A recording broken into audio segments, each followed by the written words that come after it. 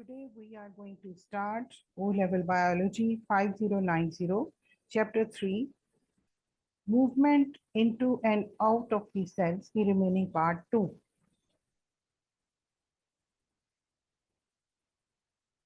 And in this part, we will discuss about the solution and different types of solutions. A solution is special type of homogeneous mixture. It is actually the homogeneous mixture which is composed of two or more substance. It is composed of two or more substance. In such a mixture, a solute is a substance dissolved in another substance known as the solvent. It means solute is uh, dissolved into a solvent. So solute can be in lesser quantity, or sometimes solute is in a high quantity, but it has to be dissolved into the solvent, which can be a water. So when solute and solvent, they are mixed together, solute plus solvent, they will give rise solution. As we can make different types of solution by adding sugar into glass of water or by adding salt into some water. So the sugar solution or salt solution will be formed. So these are very simple, you can say, solutions. But in biology, we are going to discuss some other types of solutions in which there will be the different concentrations of solute and solvent.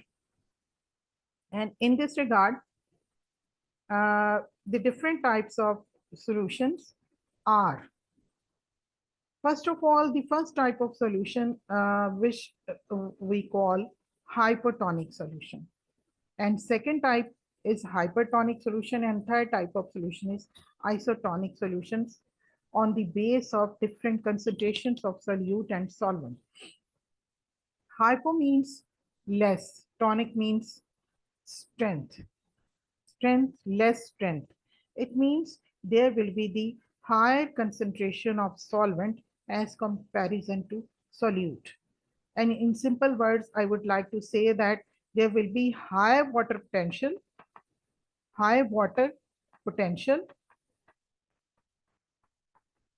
because there will be the less concentration of solute.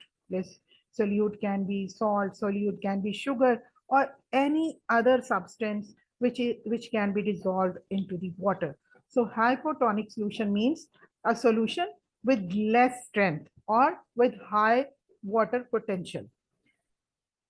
Next, second type of solution is hypertonic solution, means more strength. More strength means larger quantity of solute into the solvent, means solvent in lesser quantity and solute in more quantity than solvent. Or simply, I would like to say less water potential or less or low water potential.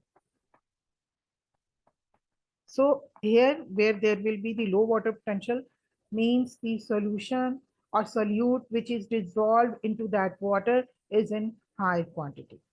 So third type of solution is same strength. Same strength means solute and solvent are in equal ratio, and both of they have equal concentrations. So this type of solution is called as isotonic solution. So it was the three different types of solutions. Now in next slide, we will study the behavior of cell in hypotonic solution. Hypotonic solution, cells, it can be an animal cell or it can be a plant cell. Hypotonic solution the water will have the higher water potential. This type of water will have the higher water potential. So what will happen in higher water potential solution, if we keep any type of cell, whether it is animal cell or it is plant cell, so what will happen with these two types of cells? In osmosis, the water moves from its higher water potential towards the lower water potential. So in this case, when there is hypotonic solution, outside.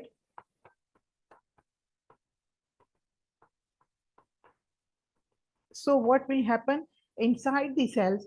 There will be the low water potential. So what will happen?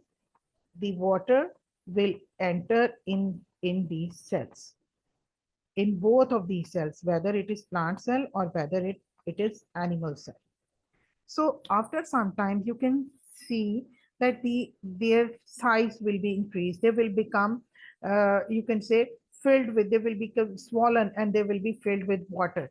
But what will happen with the animal cell? That animal cell, after swelling, it can burst. It can burst because it don't have cell wall around it to protect it from rusting. So only cell wall, cell membrane is here, which will burst. But in case of plant cell, it will become turgid. It will be filled with water. It will be swelled, but it will not burst because it has a proper cell wall around it, which protects it from bursting. So it means hypertonic solution will, in hypertonic solution, while we keep the cells into the hypertonic solutions, the water will have the higher water potential as comparison to the cells. So water will enter into them. In case of animal cell, it will burst after some time after getting more water, but plant cell will not burst. So it was all about the behavior of the cells into the hypertonic solution. Now I would like to move towards the behavior of the cells into the hypertonic solution. Hypertonic solution means the cell, hypertonic solution means the solution with less water potential. So when we will keep the cells into this hypertonic solution, what will happen with them? Let me hypertonic solution.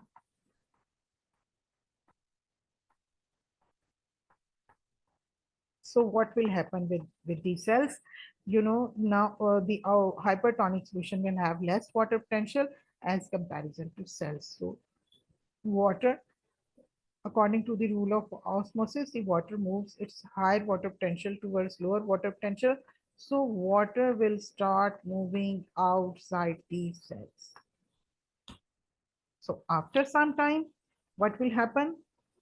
Both of these cells, animal cell and plant cell, they will be shrinked.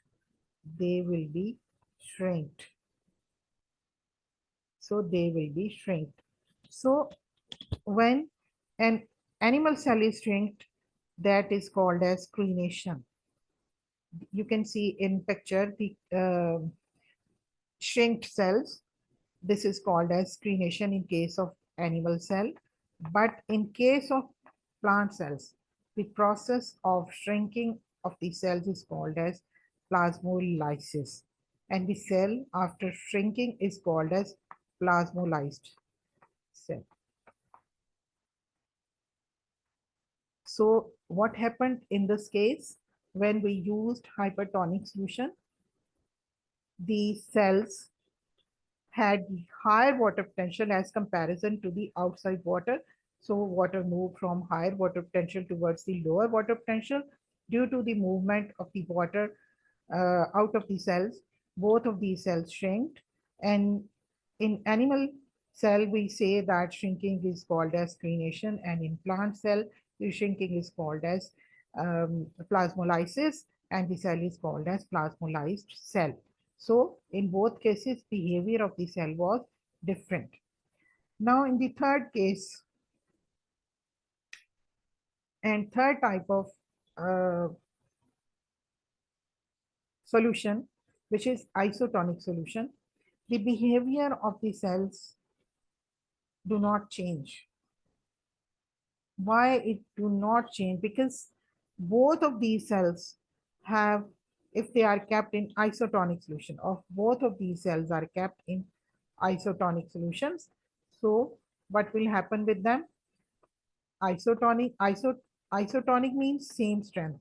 So inside or outside the cells, there will be the water concentration will be the same. Water potential will be the same. So there will be no movement of water molecules outside or inside the cell. So water, there will be no effect on the cells. They will remain the same in same condition. They will be there. So in this way, due to isotonic solution, there will no change in the behavior of the cells. Next, it was all about the different. Okay, now one question arises when the plant cells are turgid. When the plant cells are turgid, so what is the effect on them when they are filled with water? It is important because this turgidity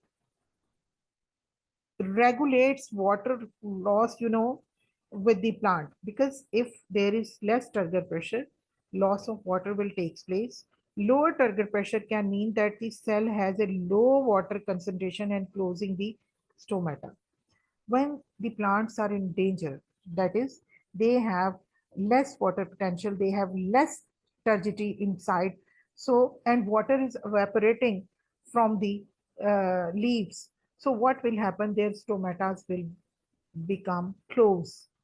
They feel the danger. They feel the danger, and their stomatas will close, and there will be no evaporation of water. So in this way, the plants can save themselves from dehydration.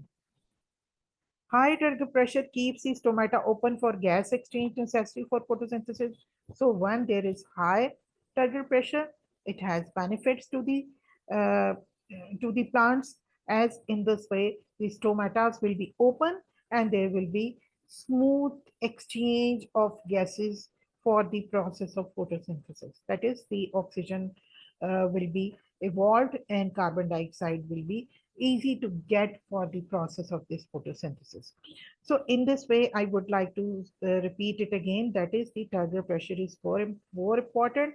If it is less, then the stomatas will close to protect the plant from dehydration. And when there is more turgidity, more turgor pressure inside, so stomatas will be open, and when they are open, the process of photosynthesis will take place, because in this way exchange of gases is taking place. So in this way, I would like to say that turgor pressure is very important for the plant's life. Now I have reached to the third process in by which the molecules and ions move. First was diffusion, second was osmosis, now third is active transport. Active transport. So it means the transportation of molecules is very fast, because due to in this they use the energy. So active transport cannot takes place without using energy, because in this case, the molecules and ions has to move from their higher concentration towards the lower concentration. So when they need to move from higher concentration towards the lower concentration, at that time they need energy. So I would like to read this now. In cellular biology, active transport is the movement of molecules across a cell membrane. Cell membrane is required over here. Osmosis required cell membrane. Active transport required cell membrane. So region of lower concentration to a region of higher concentration against the concentration gradient. Against the concentration gradient. Matlab, from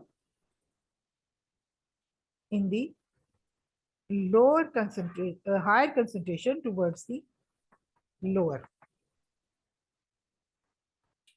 Active transport requires cellular energy to achieve this movement. The energy which is present inside the cell that is used for this purpose, or the energy which is produced as a result of respiration that is used for this process of active transport.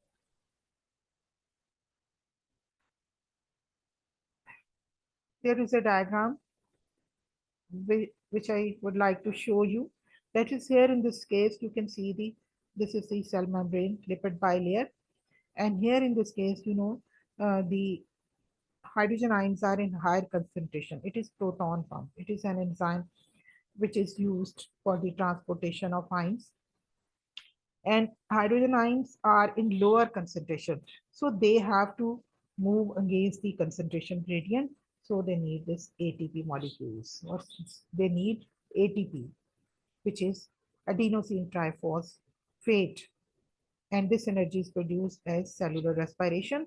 So in this case, the molecules, hydrogen ions, has to move from their lower concentration towards the higher concentration. So they will move by using energy. And next picture is just a description of all which I have told you, that when the molecules and ions move from lower concentration towards higher concentration, they need ATP, and ATP is produced in respiring cells as a process of respiration, and they cannot move without energy because they have to go against the concentration gradient. Now I would like to move to the next slide. In next slide, I have given some examples which takes place in the animals and plants. So this example of active transport. Example of active transport. And root hair cells. Root hair cells are long, you can say long and protruding. They absorb the water. They absorb the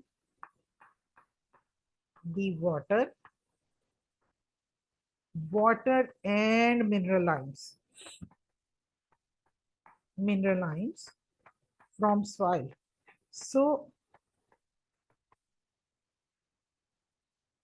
these root hair cells are long and protruding, due to which their surface area, large surface area, they have large surface area. Water moved by the process of osmosis, whereas these minerals, they are absorbed by the process of active transport. Mineralized by the process of active transport. So if the root hair cell has large surface area, so it means there will be more absorption of water and these minerals through these root hair cells. So this is an example which takes place in the plants. Now next example is from animals. And students,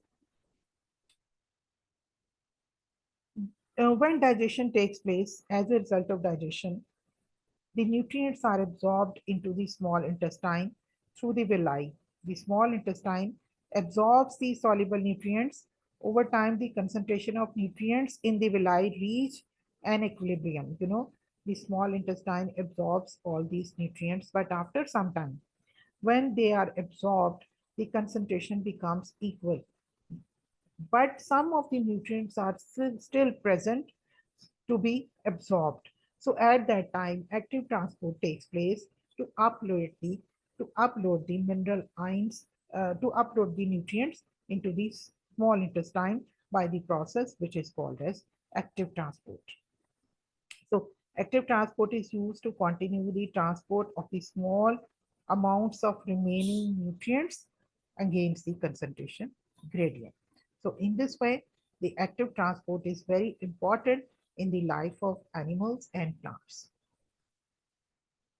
Next, surface area to volume ratio.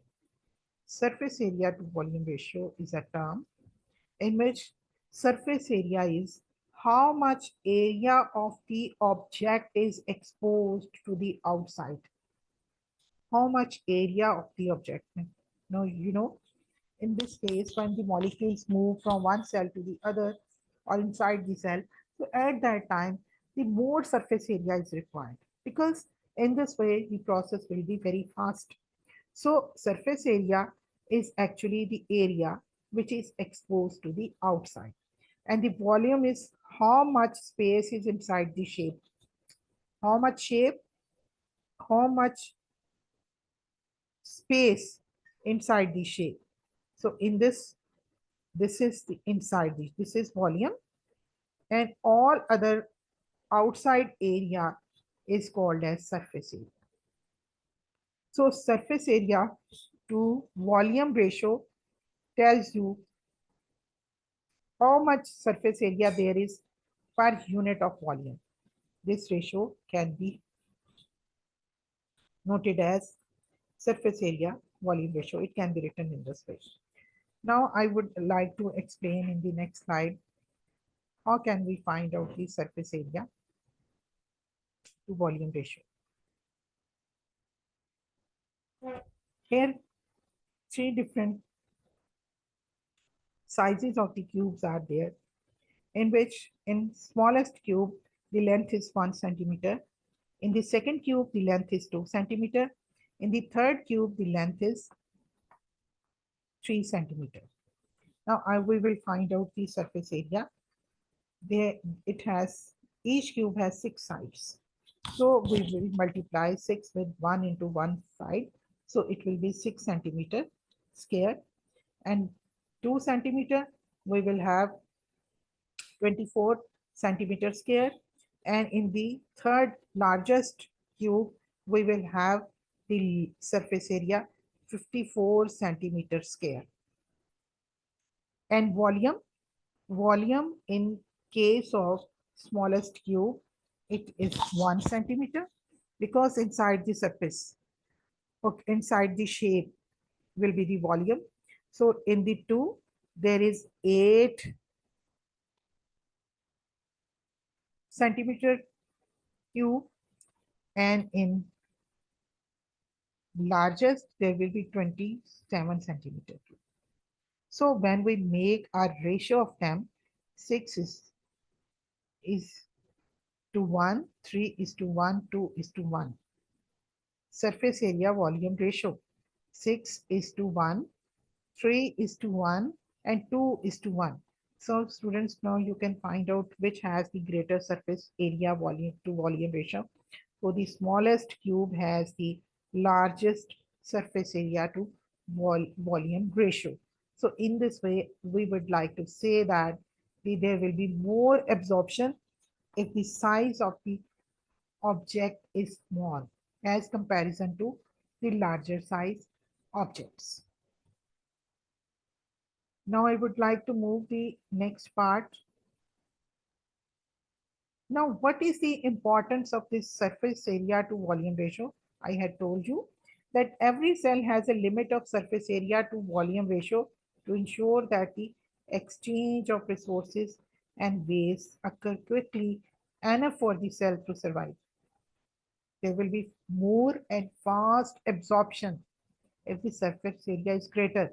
If a surface area is small, there will be less absorption, less transport of materials.